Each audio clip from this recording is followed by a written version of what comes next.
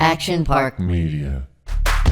Let's get a mic check here. 1 2 1 2. Episode 2. No gruffs given. So, first of all, I want to thank everybody for sticking with us because we took last week off. The week before that was our first show number 1, back in our Action Park Media studios. I've got Michael across from me, and we're feeling good. Now, a couple of housekeeping issues. I didn't really explain this because I don't think I didn't know what the story was or what the situation was. But because we've jumped around a little bit, the RSS feed has stayed the same. What I believe is happening now, though, you're going to need to go back in. You're going to need to, on whatever platform you listen to the podcast, and you have to resubscribe because I don't know. I don't know. I think we tried to sort it out, but maybe the system just doesn't allow you to sort it out fully. So you have to, if you're not seeing the podcast come in on a weekly update, you have to go back in, you have to request no gruffs given, and you have to resubscribe to that feed. And that should sort everything out, okay? Hopefully it's the last time we have to do it, but it is what it is. So we took a week off, okay? Now, I was thinking about this because it's been a very hectic week. Not a hectic week. It's been a great week, but it's been a busy week. And busy weeks are good weeks, I think. That's if you're too busy, then you're doing something right. Otherwise, you're stagnant and you're not moving forward. And if you're a shark, you have to move forward. Otherwise, you're going to die. All right. So I was thinking, what am I going to talk about? Because I didn't have a lot of time to get a ton of notes and really, I was watching hockey from a distance.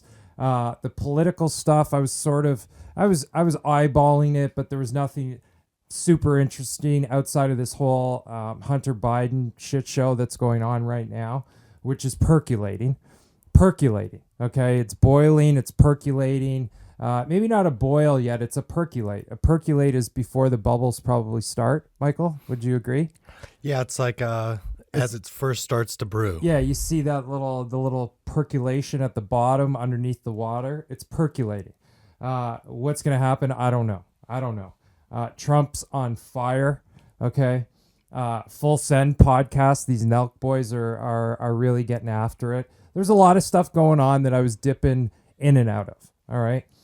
Now, how am I going to address this? Okay. So last week I was away shooting a movie. Okay. Obviously I'm not allowed to say what movie it was. Okay. I'm not really allowed to get into any of the details, which is fine. The details are sort of, they're not the meat and potatoes of what I want to talk about.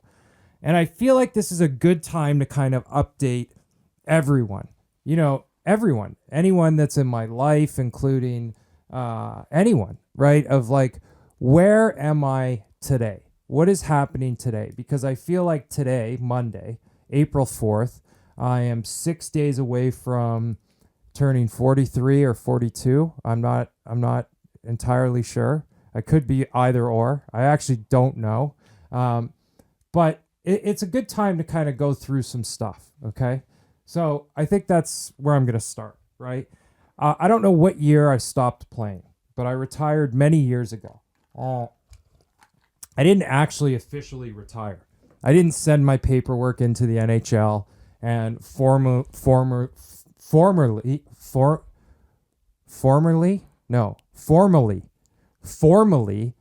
retire. I didn't make I didn't make a fucking proper announcement. Okay.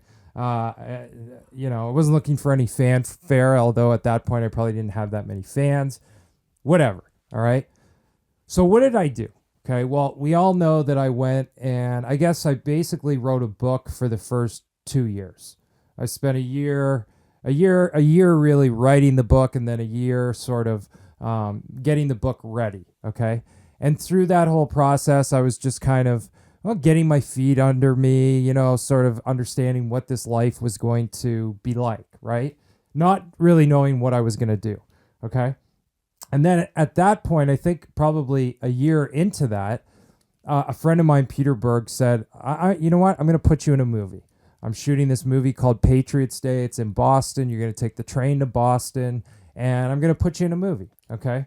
You don't have any lines. Like, don't worry about it. It's going to be fine. Right. Obviously, I had no expectations going into it. I had never really been on a movie set before. I didn't think that that was going to be my future. So I went into it totally open. Let's see what happens. All right. Fast forward to today. Okay. Well, what happened on that set that day was I walked on set and I was dressed up as a cop. I was playing, I believe, a Watertown police officer. We were looking for the brothers that bombed the Boston bombing. Peter Berg, Patriots Day. All right. Now I get on set. Okay. And I remember it very clearly that day. It was a scene where one of the brothers is hiding in a boat. Okay. They're sort of at the end of the chase. The one brother's in a boat and he's hiding out in this Watertown backyard. And all these cops surround him and they're going to arrest him. It's the moment that everything sort of comes to a head. So I'm one of the cops, and I remember Pete was like, okay, we're going to give you a gun. You're going to go stand right here. You're going to poke your head around. And I think I yelled, I got him. I think that those were the lines. I got him. 3 words, right? Very easy shot, one angle of coverage, which means they were just shooting me once. So they were shooting the side of my face. They didn't need to get the front of my face, which is additional coverage. Normally, in most shots, you have additional coverage. But when you're like, a flunky, a one-liner, not a flunky, but if you're a one-liner, they get it as quick as they can, and we're moving. Now, what they didn't all realize was that I was having the time of my life. I was fucking loving every minute of it. When that camera got on me, I felt alive. Something happened. All these people are on set. Couple hundred people. Mark Wahlberg, who is a fine actor, talented actor, obviously a superstar. He was the lead in the movie. I was having the time of my life, right? And on the train ride home, I really thought to myself, I think that that's what I want to do. I think that there's something in that I want to explore, right? Is this something that I'm going to do for the rest of my life? I don't know. But, the world was my oyster at this point. I got nothing but time, and I got to figure out what I'm going to do with the rest of my life. So I went and I found a acting class that was close to the apartment that we lived in New York. And I walked in and I sort of just surrendered myself. Now, I don't know how many years ago that was, but we could be approaching like 6 years ago. Right? It doesn't feel like 6 years. I'll tell you that right now. It feels like it was just yesterday. For the next 2 years, I sat in this acting class in New York City and just tried to get my bearings. Tried to figure out what was going on. Really, I think when I think about it, I was learning how to find certain muscles that are needed to be a performer, to be an actor, right? To act out somebody that isn't yourself on camera in movies or television. So for those 2 years, I sat in those classes, and those classes were filled with all kinds of different people. People that were working actors, people that just started like myself, people that had been in the business for a long time trying to make it, that were on the verge of quitting or on the verge of getting their break. Every sort of different type of actor that you could think of. And also people that weren't actors, people that wanted to go and take acting classes because they felt like it was going to help them in their real life. It was going to give them the ability to have confidence, stand up in front of a room, just sort of let themselves go, but better themselves, make themselves more effective in the real world. So I did that for 2 years. And then I think it's at a certain point, I said to myself, I need to find an agent, right? I need some representation. Now, here's how the story goes, okay? I did some research, but mostly I was using Instagram, and I was trying to find another thing. I'll take a step back. The teacher that I was working with, Kelly Kimball, she started me for some reason during the beginning process. She started me on Shakespeare, and I got really into into Shakespeare. I was reading Shakespeare. I was using. They have these books for Shakespeare that actually translate Shakespeare into modern day language so that you can understand it, because truth be told, I could open up Shakespeare today and read it and have no idea really what they're talking about. I would have a general idea but you wouldn't really understand what they're talking about. So for some reason, Kelly got me on Shakespeare. Okay. So I thought I was going to be a theater actor. I was like, I'm going to be a fucking theater actor. I'm going to do Broadway. I'm going to blow everyone's mind and do the exact opposite that they think that I would do. So for that, I was like, I need a theater agent. And I had scoped out this agent, a gentleman by the name of Mark Subius, who Mark is a theater. He runs the theater department for UTA, which is a big agency, one of the bigger agencies. And I said, you know what? I want Mark to be my agent. Right now, thinking back on it, it was just first of all, it was ridiculous because it was just so acidine and for me to think that like I was going to be able to have this big time theater agent and just start doing theater. Right, 6 years later, I know that was crazy to think that. Okay, but the reason I'm telling you this is it's all part of the process, and I sort of see the process unfolding finally. Like here today, after last week, I know what the process has been over the last 6 years. So I'll speed this up a little bit. I meet with Mark, and we have a bunch of mutual friends, and somehow I convince him that I want to be an actor, but also I want to be a theater actor. And whatever happened in that meeting, Mark left it and said, maybe this kid's not crazy, right? And took the next step and introduced me to other agents in other departments, because you when you're with an agency, you have multiple different touch points. Like you have a film agent, you have a television agent, you have a commercial agent, you have a theater agent. All these different agents work inside the agency because their talent generally has the ability to bounce around, do a bunch of different things. So second meeting, I meet the team, right? I meet the team at UTA, the bosses, the people that are deciding whether or not this would be a good idea.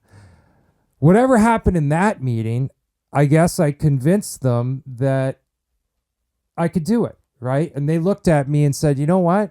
Maybe there's something here. Like, maybe we'll take a flyer, because, an agency of that level, they're not really interested in taking unknown actors that have never really done it before and representing them and trying to build them, right? Trying to turn them into having a career. Usually you would start with a smaller agency, and when you've built up a little bit of work, then that bigger agency comes knocking. Whatever I did, I circumvented the system, okay? So I come out of that, all right, and now I'm in a situation where I'm 2 years in and I have an agent, okay? So that would have been fine and dandy. Probably would have been a great place to start. But I said to myself, you know what? I also need a manager. Like, I can't be a star unless I have an agent and a manager. So I did the same thing.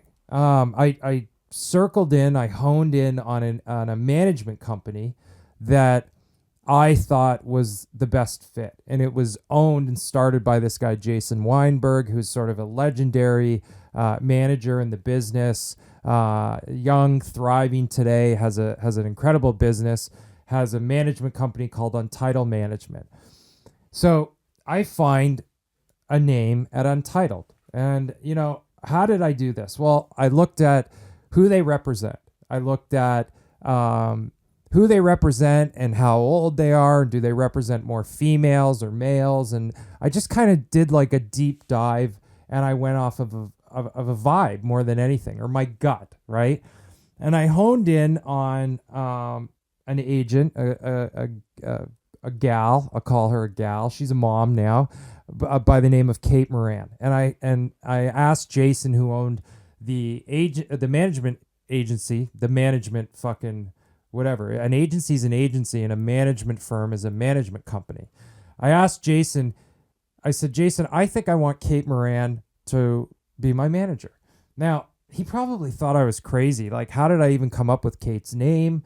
Anyways, Jason set it up, and I met Kate, and I did the same thing that I did with the agents. I convinced Kate that I wanted to be an actor.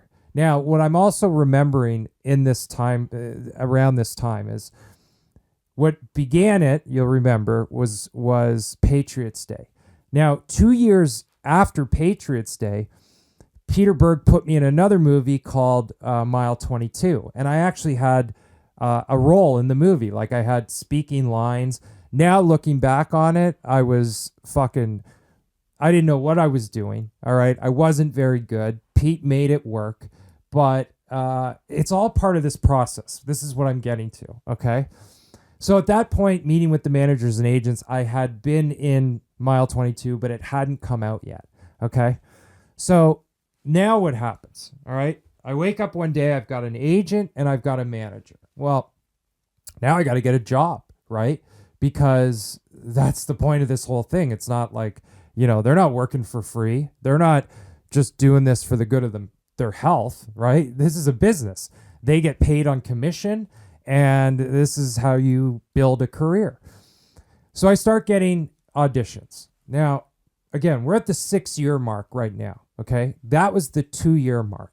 So what have I been doing for the last 4 years? Well, the first year, let's call it the third year number 3. Now I have the agent, I have the manager, and I'm getting auditions. I had no idea how to audition. Okay. I wasn't very good at auditions. Okay. I worked my ass off at auditions. Okay. Trying to figure out how to memorize lines, trying to understand how to break down scripts and or auditions, because sometimes you don't even get the whole script. You just get the audition sides. All right. So I would say for 2 years, I was getting up to the plate and I was taking swings. Okay. I was taking big fucking swings and I was striking out a lot. And I say striking out because there's two trains of thought. Okay. There's an audition that you nail that you don't get the part because, I don't know, you just don't look right. And then there's auditions that you don't get because you're just not very good. I was in the not very good category. All right. Now, you might be asking yourself, well, how did you, what kept your agent and your manager around? And now, sitting here today, I would say this. I would say that I'm confident in saying that whatever I was doing, I was getting better each time I did it. Okay. Now, I could probably go in and look at and see how many auditions I got that first year. I probably got 12. I probably got one a month. Okay. So one time a month, so like 3 or 4 days a month, I would have an audition, and that would be the highlight of the month, right? The rest of the time I was just still going to classes. I was doing whatever I could, right? I was just doing classes, getting better, waiting for those auditions. Now, I actually think this went on for 2 years, okay? For 2 years this went on. And I think, I can't remember what happened, but maybe I got a part in a movie. And I don't even remember right now at this point what movies I would have done or what. Or this is what happened. I think at the end of the 2 years, I was finally at a point where my agents and my manager said, you know what? Maybe we can give him more auditions now, right? Like, maybe we can now push a little bit, lean on him a little bit. This is what I'm thinking in my head, and I'm almost positive this is how it played out. Okay. So now we're in year 4 of 6. All right. And we start picking up the pace. There's more auditions. Now, what's happening to me internally while this process is going on is I can realize that I'm getting better. Now, there's two parts of this, right? There's the realistic part, and then there's the unrealistic part. At what point did I think that I was actually going to make a career out of this, right? Because on one hand, I didn't really understand how bad I was. And on the other hand, I didn't really understand where I was because I hadn't really been on sets, and it was just this evolution. I guess the point in my story is that I don't think it really mattered what I thought or where I thought I was. I think it was more important my thought process of where I was going to get to, where I was going to end up, and how I was going to get there. So in English terms, I started this journey and I made up my mind that this is what I was going to do, right? I wasn't blind to the fact that it was going to take hard work, that there was going to be a ton of failure involved, that I made the decision that I was just going to do it no matter what. I was going to get there. Now, obviously, you have instincts inside of you where you go, you know what? I'm in these acting classes. Some people are working actors, some aren't. Like, I can hold my own. There's something interesting about me. I have some wins every once in a while. The other thing that I was doing during this whole time, which they do in New York City pre-pandemic, is, and it's sort of like a money-making, it's a business, but casting directors, they supplement their income by, they go to acting classes, and you pay to go to a class and you read for a casting director. And back when I was doing those, like, very high fucking strong, you're about to sit down with a casting director and read a scene for this casting director. You've never met them. They don't know who you are, okay? But this is your one opportunity to either make an impression, good or bad. So that impression could be a good one, but it could also be a bad one. So in the sense that if it's bad, and the next day my agent picks up the phone and calls this casting director and says, oh yeah, I see this part is open. You're having people read. What about my client? And that casting director saw me the night before and I wasn't very good, right?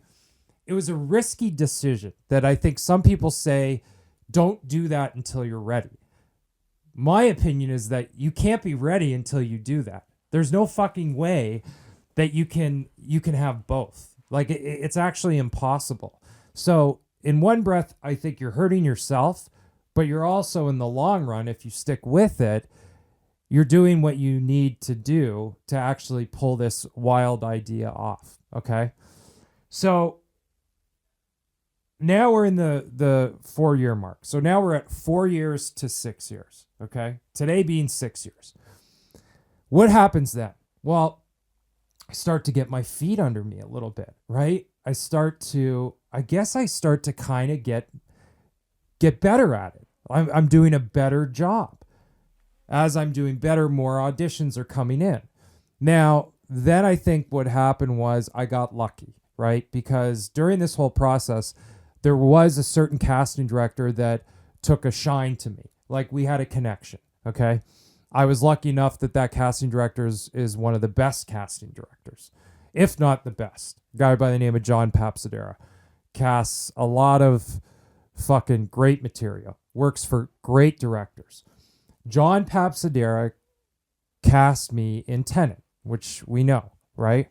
And it's so funny now, looking back on this whole experience, like, I can say where I'm at sitting today, I've got some lucky bounces along the way that were perfect in their timing and structure.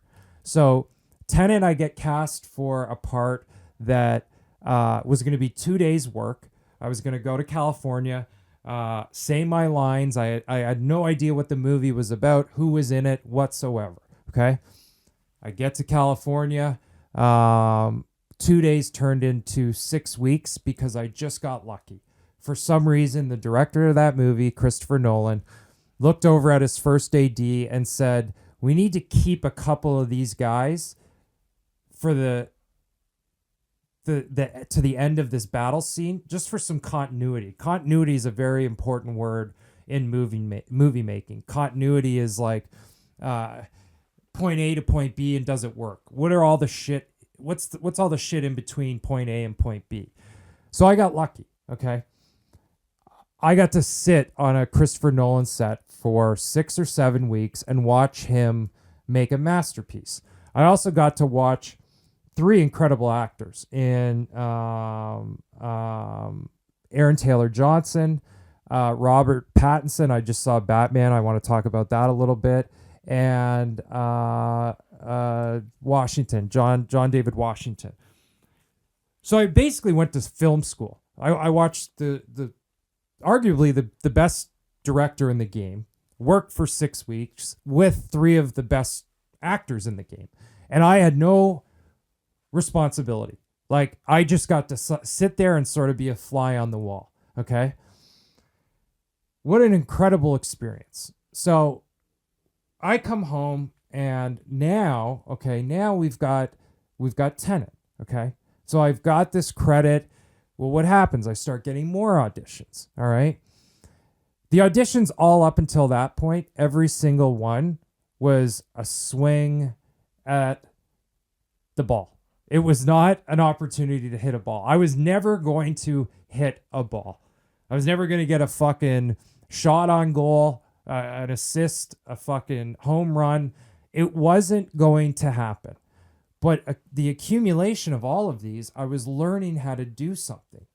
Now, how, I sit here today and I'm like, well, fuck, what happened, right? I know for a fact that I just stuck with it, that I had something in my head. And you got to understand, like, I have a wife that any spouse has to answer to their other half about what they're going to do for the rest of their life and, like, what's next. And for some reason, I think that, my wife, who I am lucky to have, she must have just knew that I was on to something. She trusted me in knowing that, like, I was putting all this time into this. Obviously, it was real, right? But it's also very difficult to explain to people what you're doing. Like, what do you mean? You've been doing this for 4 years? Like, you're trying to be an actor? Yeah. Yeah, I'm trying to be an actor. The only difference between me and every other actor trying to be an actor is that I don't have to wait tables. Okay, that's really the only difference when you peel the skin off of it. We all have to fucking try and hustle and work to get to a point where we get that opportunity and we're ready to answer the call. So I get a lucky break. Okay, now essentially the pandemic happens. So now we're 2 years ago. Right? We're coming to the home stretch of this whole thing. The last 2 years has been a little bit of a blur. Started the podcast. We were all locked in our homes. Think about that. 2 years ago, at the beginning of this, when we were all locked down and we were afraid of this virus that was gonna fucking kill the world, and people lost their businesses and lost their jobs and whatever it takes, we're gonna get through this. All right? And that whole journey of where I'm at today. On one hand, I say how thankful I am for the pandemic. I started doing cameos. I made a relationship with Michael. I strengthened the relationship with Kevin at Action Park. Like, I had a baby. All this shit happened in the last 2 years. All right. Then I booked another role. Okay. I booked the guest star on Kevin Can Fuck Himself. Wild story how I got that. I blindly sent a message to the woman that was directing the pilot, who's now actually passed away, and she brought it up at a meeting, and it just happened. I don't know, it happened. But I walked onto that set, never been in a multi-camera show, never been in a comedic situation, and I did it. Right? I look back on it today, where I'm at today, how I'm feeling today, and I wasn't very good. I wasn't as good as I should have been, but I also don't know if I could have been as good as I should have been based on where I was at. Like, I don't know if I could have actually been better on that day than I was, right? Hindsight's a beautiful thing. But I definitely needed that day to get where I'm at today. Okay. So now I come home and also at that point we were through the pandemic and we had moved to LA. Something in my mind said, you know what? And not to be fair, I think there were some other people on my team that thought it would be a good idea. Like, we think that you're ready to now come back to Los Angeles and we're going to make a run of that. Okay. We're going to really take a run at it.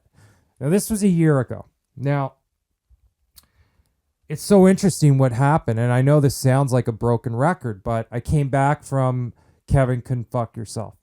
I was energized, right? I had a new experience under my belt. I was even more motivated to do what I needed to do. Okay. Couple months go by. I get another bounce, right? And, I guess you got to be lucky, but you also have to kind of figure out how to be lucky. You have to keep yourself in the mix somehow. And a lot of that you learn off of instinct. It's not something that you can teach, but, part of it means you have to be fearless. Anyways, I get a phone call from a friend of mine, a buddy of mine, Matt Budman, who, and I guess I forgot about Spree. Matt had put me in this other movie called Spree in between that. So there was another little sort of test run that I had where I got to get my feet wet. All of these opportunities were accumulating, right? I was getting more confident. I was understanding the process more, okay? And I was learning how to audition and become a better auditioner, if that's even a word. So I get the call from Matt, and here's the next big opportunity. And the reason I'm telling you this is I'm kind of coming to an end with it. But I sit here today, okay? Right now I have 2 movies that are going to come out at some point. First movie, directed by David O. Russell. I can't remember. Did I ever explain the whole O. Russell situation with Christian Bale and working? Yeah, when he sat with you and ran lines. Yeah. So I have talked about that. You guys know about that situation. That movie's not out yet, and I believe it's coming out in September. Okay. That movie, when I think about it today, was an utter disaster. Okay. Because I know what I know today after this last week. I know what the right way is. I know what it feels like when you're doing it at the highest level with the best. I know how to compete now. It's like when you first get called up to the NHL, right? Back in the day when certainly, like, we're talking 2002, not a lot of young guys were getting called up to the league or making a team, and they weren't having like an immediate impact, right? There was always sort of a rookie. And now a rookie comes into the league and just fucking dominates, takes over the league. It's a totally different league now. I didn't have that, okay? But what happened was I kept working. And then all of a sudden, one day or one game, there's a game that happens where you take over a game. All of a sudden, you as that rookie has that game where you gain your peers' respect, where your peers sit on you and look at you on the bench and they go, oh, fuck, I didn't get there. Like as if they made the mistake. Like, I'm playing at a level now where I'm tapped into you, and we're the energy, we feel that off of each other. You go down on a 2-on-1 and you make a pass to a Yager or somebody, and like, all right, now you belong. Okay. There's always that moment. And you see it happen with players where that moment happens and it's like, okay, I'm here. Now I can do this. There's something mentally that happens and it's a confidence thing, but it happens and you're ready for the journey. And what you do now is up to you. Like, you've got yourself to a point where you can compete and you can now dictate your future. Okay? So that happens in sports. The Russell movie was part of that process, right? I was in that situation, but I was the rookie. I was still being carried by one of the veterans, right? And it was an incredible learning experience. The only difference is, like on a movie, you do that for 2 days and then you leave. On a team, you get to stay there and, slowly chip away at it, right? You go from the fourth line, maybe to the third line, like it's a process. In this business, in the television movie business, it's totally different. You don't have that luxury.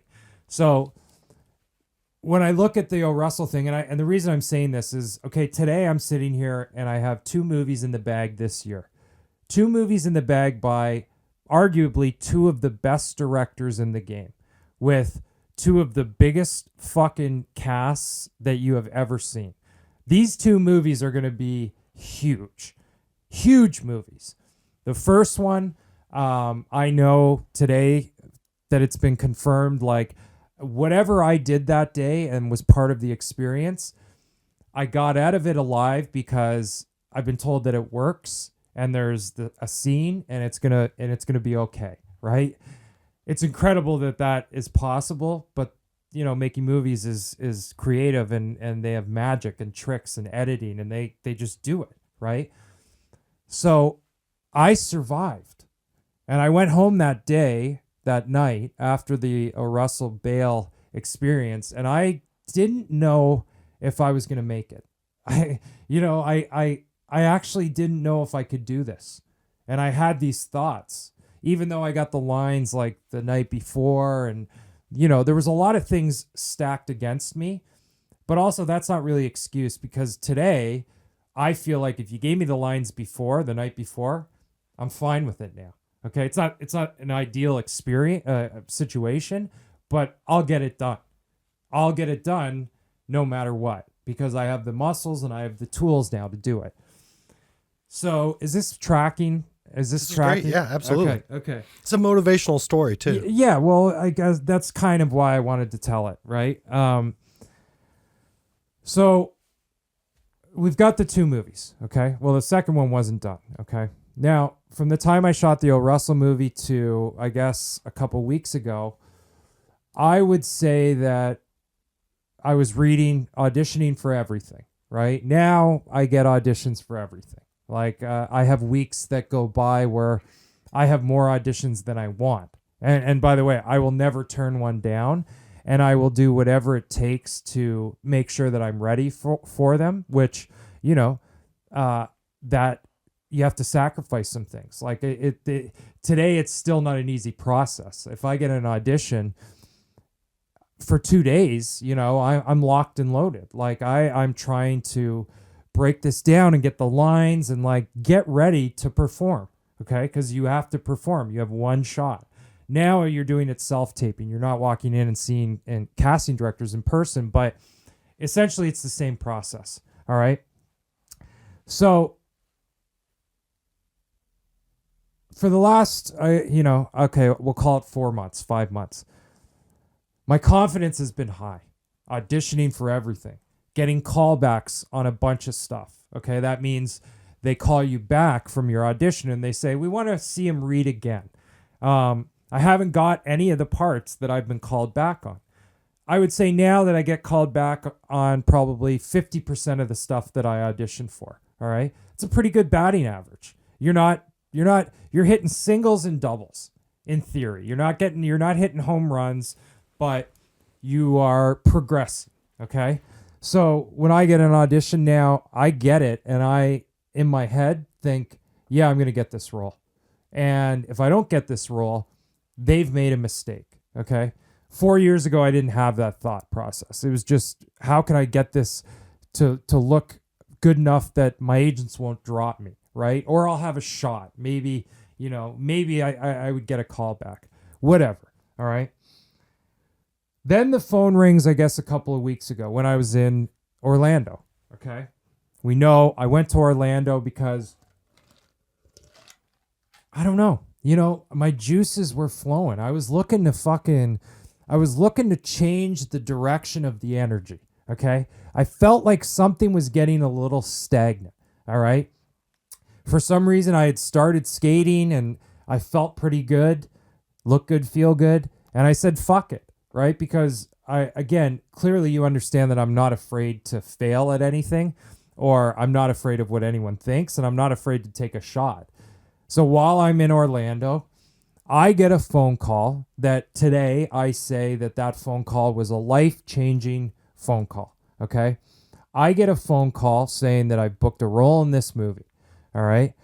It's time now to pack up from Orlando and you got to go home, okay? Because now you're going in to swim with the big boys, okay? And that's where I will bring us to today, okay? I just finished a week of working. I can't say what movie, where it all clicked, okay? I worked side by side with two of the biggest actors in the game right now, like fucking major league stars, okay? The big boys that are the best at what they do. And for the past week, not only did I, in my opinion, hang in there, but I became one of them, all right? I became one of them in their eyes, but also more importantly in my eyes, okay? Which means I realized and I felt, more importantly, I felt the feeling of what it feels like when it's really happening. And that's the same feeling of, I don't know, there were just some games, you know, when you're in a game, when you're playing a game and you're at this high level and you understand how to connect all the dots.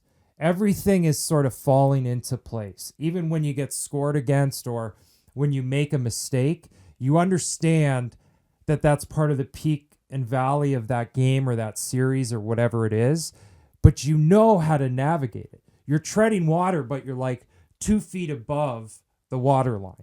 You're in control of the uncontrollable, okay? And you also look across into the eyes of your teammate, or in this case, into the eyes of the two actors that I was working with. And for the first time, I felt that feeling, what it really truly feels like to be connected and totally dialed in. And it feels like a symphony. It feels like you've known each other for 20 years, that you can predict the next word out of their mouth or breath or gesture or energy or whatever it is, and you're going to be able to react from it, but not only react from it, compliment it, or request another emotion from that person. So it's this fucking tug of war where you're attached to each other, but you're also fighting together and against each other. And that feeling is pure adrenaline, okay? That is the shit that you want to fucking mainline into your veins, and that is the space that you want to live in. That is what it's like to be at the top. And honestly, like that past week, that was with the cream of the crop. Doesn't get any bigger and it doesn't get any better. That is as good as, that is Matthews and Marner. That is fucking McKinnon and who's the captain? Langdeskog? Landeskog, yeah. Langdeskog. Uh-huh. It is fucking Cooch and Braden Point, okay? That's where it's at. And it feels very good because here's what I know. I know now that no question, this is what I'm going to do for the rest of my life. I also know that I'm going to do it on a high level. I know that I'm probably only going to do it with the best. And I am going to get better and better and better. And where's my ceiling? I mean, what's funny about this business is who knows where your ceiling is. Your ceiling could be in 20 years. Your ceiling could be in fucking 30 years. Seriously, you don't really have a ceiling. You have wisdom and experience and fluidity and crispiness and all that shit that keeps getting better and better. But you also have a responsibility. You have a responsibility to yourself to never let your guard down to make sure that you keep pushing yourself even when you have made it and you feel like you're in a comfortable position. You have a responsibility physically, probably to stay in a certain physical element, all right? Because it's a physical job and you have to be mentally sharp and you got to be able to move and stay up late and work long hours and fucking roll with the punches, all right? So I guess what I'm saying is today I finally realized what I've been doing for the last 6 years. I have full clarity on what I've been doing, where I'm at today, and I have a pretty fucking good idea of where it's going to go. And I guess I should be lucky to be in that situation. I'm not taking any of it for granted. I know that I've probably been difficult along the way and not easy to deal with. There's been uncertainty. There's been moments where I thought that I probably couldn't do it. And then it's just like the wind. It just hits me, and for some reason I have the ability to blow right through it. Okay, because I just made up my mind that that's what I'm gonna do. So, in a way, I almost feel like this is the beginning.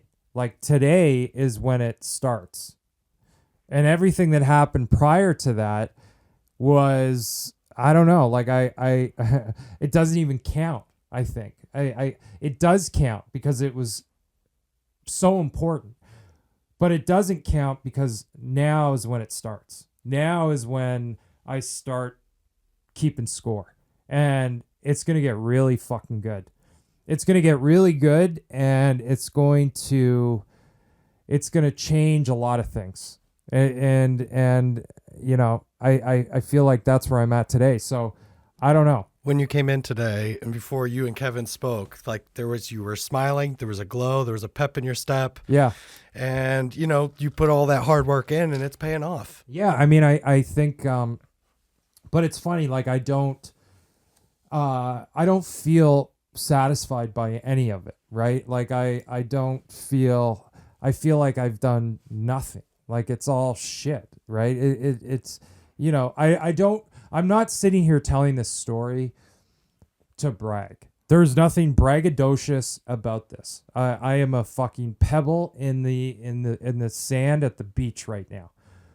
But I know how to become a fucking boulder, okay? I know how to turn myself into a pearl. All right? That's what I do know now today, and that's what's pretty exciting. Totally. So, I guess part of the reason why I wanted to tell this story is to just kind of give everybody an update, but also you have to understand that we know what we've been through in the last 2 years. We know who's lied to us. We know who has bought into those lies. We've got a lot of clarity, all right? We've seen through a lot of the bullshit, and we understand where we can go now, okay? And I think some people are still possibly sitting on the fence on making that decision. And I'm here to say to you today that, fuck it. If you want to do something, you want to make that shift, or you feel like there's a barrier, you just have to blow through it. You don't have any other options. You're going to live to regret the decision you didn't make or the action you didn't take. That's it. That's plain and simple.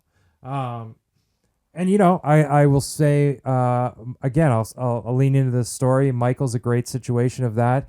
We met during the pandemic on a fucking cameo. We're now working together. We've gone through some lumps together, but we know where the end line is. We know where this thing is going to go and where we're going to take it. Totally. And I apologize again for this week. I wasn't overly prepared in our in our usual format, right? But I felt like this was an important time to kind of just take stock in where we are and where I've been and where we're going, right? So, with that being said, I want to talk about some hockey stuff too, Sure. right? Because that was exciting news. That's big news, and we're all very happy and proud for you. Thank you. All right, let's start with the Zegras stuff. Okay. Okay. So, we got in here and I said, Michael, what do you got hockey wise? And well, you want to start with the Eugene Melnyk because you have this weird thing. You're interested in this Melnyk situation. And I want to talk about it. Yeah, I think that the Ottawa Senators, especially with that young group there's a lot of hope for what that future is going to be. And the value of the team is not inexpensive, but it's something that's approachable. So everybody's kind of curious of how this is going to play out. And I think at the end of the day, what they want to see is a stadium downtown, and whether the family stays involved or not. There's been rumors about Justin Bieber. There's Guy La Liberté, the guy from Cirque du Soleil, right? So everybody, what we're talking about is Eugene Melnyk, who owned the Ottawa Senators, who over the years has been sort of almost like a fucking caricature. Like he's been this weird owner who he would jump in and he would be like in front of the cameras and then he would go away for a little bit and he made some weird decisions and choices, and I don't think we know where he got his money. He got his money in pharmaceuticals, but like where did it come from? How involved was he? He was a very peculiar guy, right? Totally. I think that would be safe to Totally. say. Well, he's passed away. Okay. We don't know how he passed away. They said he had a long battle with an illness they were keeping private. So we don't know what cancer, that is. Maybe something. So he's passed away, and well, you could say the vultures are out. Whatever, they're circling, right? Because people want this team. It's a valuable asset. Chances are, I'd say, if we were going out on a limb, the family's not going to take it over. It's not like a Jerry Buss, Jeannie Buss type situation, family lineage. Like they're not counting it out. There's two daughters. One had been involved with like an internship and apparently was very much liked in the front office. People weren't like she wasn't pompous or right. I'm the owner's daughter or anything like that. But at the end of the day, will the league even allow something like that? I was just gonna say, like I think that Bettman definitely has control in who's controlling what, right? Totally. Yeah. Even though they own the team and they could fucking continue to own the team, I think there's some influence there for what's best for the league and who's running things. So I don't think that goes unchecked. Totally. You told me that they have the 800 million is what they're kind of eyeballing. And with that 800 million, I guess that is also including the stadium. So the problem, I think, at least initially, is right. But the stadium's not built. Well, the old stadium, so okay. they'll own the old stadium. But the problem is that ultimately that stadium has to end up downtown. So right. Who wants the old building? Yeah, can you split the assets and sell it a different way? Maybe it's more attractive. It's an $800 million team. Yeah. I mean, I think that's a fair number. Pittsburgh sold for $900 million earlier this year, but Seattle's valued at $650, and so they say on the open market, a team like Ottawa would probably fetch around $800 million. So it's weird that Seattle would be worth $650 with a new arena. Is that just because it's a new franchise and it doesn't? I would have to look it up, but I don't know that they own the building. Oh, okay. Okay. So part of the 800 with Ottawa is that they have this asset in the building, but they're not really going to be able to use it. Mm-hmm. I just saw that the Sabres are getting a new rink, right? Or is that the Bills? The Bills. Oh, so the Bills, and the Bills owner, the Pagulas, they also own the Sabres. Correct. And the state of New York's kicking in like $300 million or something. I think it's even more than that, but it's something where if they don't do that, then it's like people are up in arms going, fuck, the state of New York's going to give these billionaires $300 million to build an arena that they're going to now own. Well, it's actually, you're putting the $300 million into retaining all those jobs, retaining the hospitality business that comes with that, the hotels, it's an investment in your state. Totally. The $300 million that they're blowing on fucking COVID fucking awareness programs, okay, has no longevity for any future earnings from the city of Buffalo. And I can tell you that if the city of Buffalo lost the Buffalo Bills, the Sabres would probably be fucking right behind them. Totally. And Buffalo would just be wiped off the fucking map. I mean, there's not much to do there. All right. So the Melnyk situation, I don't know, like a Bieber, Daniel Alfredson, right? Yeah. Okay, so Daniel Alfredson, Michael said He's kicking around, listen, he could do it. I mean, I'm sure he's got some rich friends. A combination of those people with the daughters with keeping a minority stock or something. Like it's the new model, right? And I think Jeter sort of exactly. He kind of I wouldn't say he invented it, but certainly in the last 5 or 6 years, that's started to happen. Well, Lemieux was probably the first. Yeah, and Lemieux, Jay-Z with the Nets. Yeah. Lemieux with Ron Burkle, and they had a relationship from L.A. And I think Kevin mentioned the Islanders with himself. Yeah, like just Kevin being used kind to. Of a minority. They kick tires about. Well, because that's the face of your franchise. These are the people that get you excited, and the people you're excited to see when you're in the stadium too. Yeah. Have you watched the new Lakers show on HBO? I cannot Showtime? watch. No. Have you watched it at all? I have not. Okay, so I'm watching it. Uh-huh. And what's very interesting about it is that they are giving. What I'm finding interesting is you're actually seeing the backstory of Jerry Buss. He bought the team, probably didn't have enough money to buy the team, but he had a vision. He bought the team and he was going to turn it into Showtime. Like he was going to bring Showtime to LA. He got Johnson, Irving, fucking Magic. Like, it's interesting to see the beginning, which I didn't know the story. Yeah. Okay. It's good. It's good. I like it. It's good. Too. The 5th episode started to get a little weird with like now they're showing the basketball. Anyways, whatever. It's Adam McKay who did The Big Short. All right, what else you got hockey wise? So I think the Zegras thing. Okay, we can go. yeah. That's one. Well, that's 1B to me. Yeah. But so the Zegras thing, and I think what we were talking about is not only did he do it again, the fans are excited. Anaheim's not a great team right now.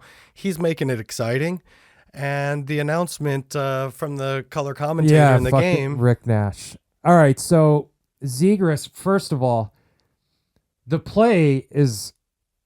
It's just wild, okay? The level of skill that these guys are operating with now, because they've probably been doing it since they were 11 years old. It's funny, I when I was playing, we never tried this shit, okay? And now I skate. We all know I skate on Sundays and Mondays, and I've been out there skating, and I can do the thing. I can put my stick over, I can fucking scoop it up, and I can do the whole. It's actually not that hard to do. What's hard to do is when you're doing it in the middle of a game. Full speed. He also took a shot before that where he put the puck between his legs with his stick and fired a pretty crispy fucking forehand off the goalie. Save, takes the rebound, scoops it, does the Michigan, and Sonny Milano, who these guys are obviously like intertwined, their DNA, they can fucking tell what the other's going to do before they do it. He knows it's coming. He gets out of the way, and Zegras has the wherewithal to also get around him, and he buries it, okay?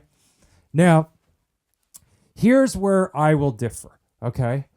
I think that you are going to have it coming to you, okay? If you keep scoring that type of goal against teams, it's a violent game, and we send messages in many different ways. What I don't agree with is, one, he went after Troy Terry, okay? Terry had nothing to do with Zegras. Bush League. Terry is a pretty honest player. The kid's having a great year. Totally. Terry hasn't scored the Michigan, right? No. If anyone was going to go after anyone, you were going to go after Zegras, and you were going to send a message. Now, so he throws a shot in Zegras' back, right? And Terry, like a good teammate, jumps in there, but Jay Beagle was out of line. Right. Well, so Beagle started by cross-checking Zegras, right? Yeah. And it was after the goal. It was 5-0. There's like 30 seconds left of the game. I don't know how many minutes after the goal it was, but it was later on in the game. Zegras went for I will say Zegras, it's 5-0. You don't need to go for that extra poke for the puck. Like, you have to understand. Listen, I'm treading on fucking thin ice here, okay? I'm gonna piss someone off. I just scored that goal. I fucking made them look like fools. All right, you got to be aware that something's coming, and I think that's where these young guys now, and the difference between a Beagle, 14 years. Yeah. 34 versus 20. I mean, that's fucking a 14-year age gap. Beagle played in the old school days where the rules were a little bit different. But what he did afterwards and why he fucked up Terry pretty good. Terry's face was bent out of shape. Yeah, he cut him. And if you wanna make a statement, you don't do it to the 30-goal scorer, young kid, as you're on your way out of the league on a team that nobody gives a shit about, getting run out of the building. You don't do that. Well, I disagree with you on that, but what I do agree with you on is Terry had no bone in this fucking fight. He had nothing to do with it. Yeah. And he gets sucker punched and he gets dropped. Here's what I didn't like. You saw Zegras afterwards, his interview. Yeah. It was fucking weird. A little smug. It was weird. He kept saying that he felt sorry. My Canadian says sorry. And when I do auditions or anything, you have to say sorry, okay? So he kept saying he felt sorry for the player, the unnamed player. Yeah. It was fucking weird, all right? Is that youth? And he kept looking over his shoulder like maybe the media guy was there. He was worried about something. Kid, if you're going to say something, right, you got to stand up in front of the cameras and you got to go, this Beagle's a fucking bum, okay? He can't play with us. This is the new game. This is the NHL that we're playing today. It's a different game, all right? And we're going to score these goals, and at a certain point, you're going to see these goals and think that they're normal. Right now, they're not normal because I invented the fucking thing at an NHL level, all right? Bill McCult, or whatever his name is, he was the first to do the Michigan. I didn't like how he handled that interview. To me, it looked like a kid that's a superstar that goes home from the game and plays Call of Duty, right? He doesn't have that off-ice swagger yet where he can, like if a Brady or a Peyton Manning or, I don't know, whoever, like the old school guys, they would have fucking put somebody on notice, right? Zegras would have said, you know what? Get used to it, pal, because this is the new league and you can't keep up with the new league. Yeah. And you jumping him, that means you're probably going to be out of the league sooner than you normally would have been. Yep. So I agree. It was a shit show. Beagle fucking, I don't know, whatever. The thing that bothered me the most was the Zegras interview after. And I thought he could have been way cooler. But he's young. Again, he's young. All right. What else? So, of course, we could talk about the season-ending awards that are coming up, kind of what we think is going to happen there. Yeah. Before we jump in that, I would just want to do a quick note because I think this is a big story too. Sean Monahan out for the season, 27 years old, having his fifth operation on a hip. You got to think Calgary's probably trying to figure out how to move on from that, and you just hope that he's able to bounce back. He was a hell of a player. So he got healthy scratched, and I guess what I'm imagining is he gets healthy scratched. He sees the writing on the wall. Yeah. They have a frank conversation. My hip's fucked, okay? Put me on LTR, long-term disability or whatever the hell it's called, and I'll go get this fixed and I'll be ready for next year and hopefully I can fucking, I can have a second act to my career. Yeah. Versus staying, playing, hurt, quasi-hurt, in and out of the lineup. Maybe I'll get a shot in the playoffs. Maybe I won't. They need that young, we've saying the league's changing. They want to bring somebody up from Stockton to, you want young, fresh legs going into you're the number one seed in the Pacific. So I'm thinking it was a collective decision. Yeah. Sutter doesn't really play around. That was a frank decision. That was and maybe Monahan led it. Maybe he didn't. Maybe it was introduced to him and he said, you know sad, what? It just I felt for him. Yeah, 27 years old. How old? He's 27. Dude, the guy that kid could come back. Yeah. And have totally fucking 10 more years. I hope he does. And play at a high level. It'll all be up to him. Totally. How hard does he want to rehab? And how hard does he want to work to get back into superstar form? Totally. That's what it comes down to. Yeah. It's all about work, right? Yeah. How much work do you want to put in? Yeah. The fucking kid on Calgary. Who's the kid? The forward. Johnny Goodrow. Oh, yeah. I mean, he scored a goal the other night where he picked off a pass and he made 3 quick fucking strides and he shot off the move and it was a quick shot and he went fucking top cheese, glove hand.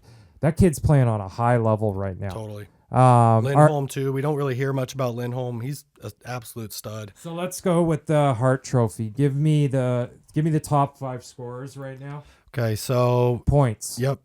Connor McDavid 105. Yep. Leon Draisaitl 4 points behind with 101. Yep. Huberdeau from Florida with 97. Yep. Your boy Johnny Gaudreau 92 points. Austin Matthews with 88 points. Top 5. Okay, so you can scratch McDavid and Draisaitl off that list right off the bat. I don't give a fuck how many points they have. Their team sucks. Their team is not in the playoffs. Maybe they'll sneak in. Mm-hmm. All right, they got a late season push. No, neither of those two are even close deserving. Now, if McDavid had 125 points Right. and he was blowing the field away, Right. there's an argument for that. But it's too close right now to give it to two guys that are on a team like Edmonton. Okay, now we go to Huberdeau. Huberdeau's got fucking how many assists? He's got 73 assists for 97 points. I mean, where did he come from? Obviously, we know he's been a great player, but that 73 assists, unbelievable. that is a fucking huge amount of dishes. That means whoever he's played with has scored 73 times because of him. That is a fucking wild stat. All right, even actually more impressive than goals sometimes. Florida is going to make the playoffs. Yeah. They are ready for a run. They're also a young team. I mean, Huberdeau could be the sleeper pick, in my opinion, in the Hart Trophy right now. I think you're right. I would go to my second choice, or actually probably my first choice. I think Johnny Gaudreau is the Hart Trophy winner this year. Not leading the league in scoring. Okay. The kid's 5'9". He's 175 pounds of nothing. All right. He's a small, hard-working, just an opportunistic. What a player. Plays consistently well. Always plays big in big-time games. Can do everything. Take face-offs, play defense, kill penalties, power play. The whole kit and caboodle. All right. Austin Matthews. Listen. My position on Austin Matthews is that Austin Matthews right now today is a great regular season player. And fucking Mitch Marner is on fire right now. And they get out there and they just dominate teams. The power play and how well they move the puck and themselves, even more important. They move themselves more on the power play than they almost move the puck. Okay? But he hasn't won. And, it doesn't, and I know Gaudreau hasn't won and Huberdeau hasn't won, but they're on different teams and they're doing more, in my opinion, for their teams in the long run than I think Matthews is. So those are my picks. I mean, I. And I think if I was going to throw a sleeper out there, it's almost the same thing with the Norris, but Roman Josi is having an absolute career year. Yeah, you showed me. I didn't know that Josi was having this big of a year. I don't think I did either. I mean, what's also interesting is you showed me his statistics over like the last 5, 6, 7 years. He's had some big fucking years. Totally. He's had some very good years. I mean, he was already a premier defenseman in the NHL. This season that he's put together this year, just read his stat line for me. 66 games, 18 goals, 63 assists for 81 points, 40 penalty minutes, plus 22. I mean, he's a defenseman. This guy... on a middle-of-the-road team, not even like, No, I mean, think about where Nashville would be without Roman Josi.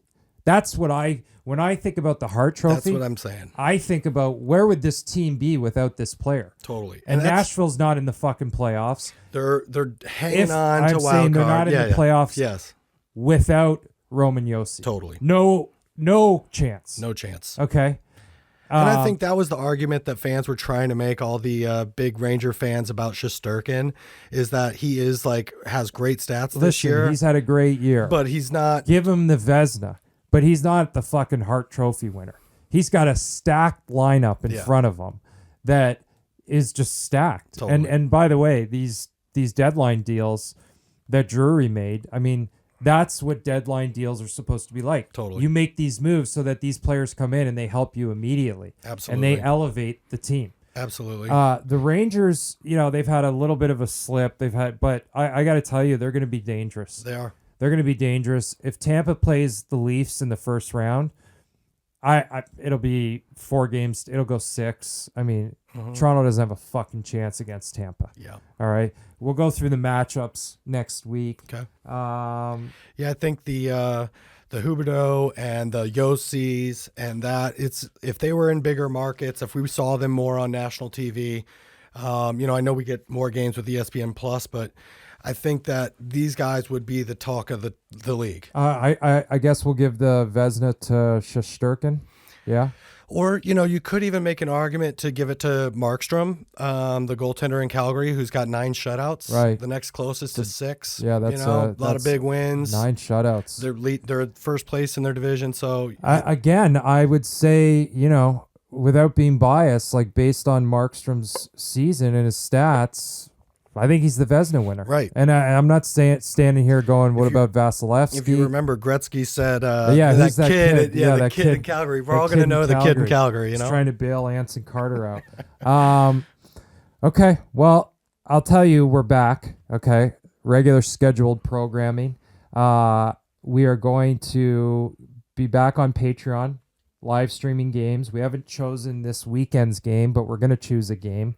I said to you, if you haven't subscribed yet, do yourself a favor and do it, because we're watching games. We're watching the full games, and we're having fun doing it and just letting it rip. And I'm excited to get back doing it because I've missed the last week and a half. Playoffs are starting. All right. If you don't join, I'm not going to. I mean, listen, it might be more expensive when the playoffs started, but the point is you're missing out. And we're going to go on a fucking run when the playoffs start. And it's going to be a great NHL playoffs this year. We're coming into the home stretch. And, we're back. So, episode 2, no gruffs given. I had some notes about, there's going to be 1 million illegals in the first 6 months crossed after Title 42 is taken away. Biden with the troops versus Trump with the troops. I mean, I could go through the list. It's nice to take a week off. Episode 2, no gruffs given. Book your cameos. I'll see you guys next week.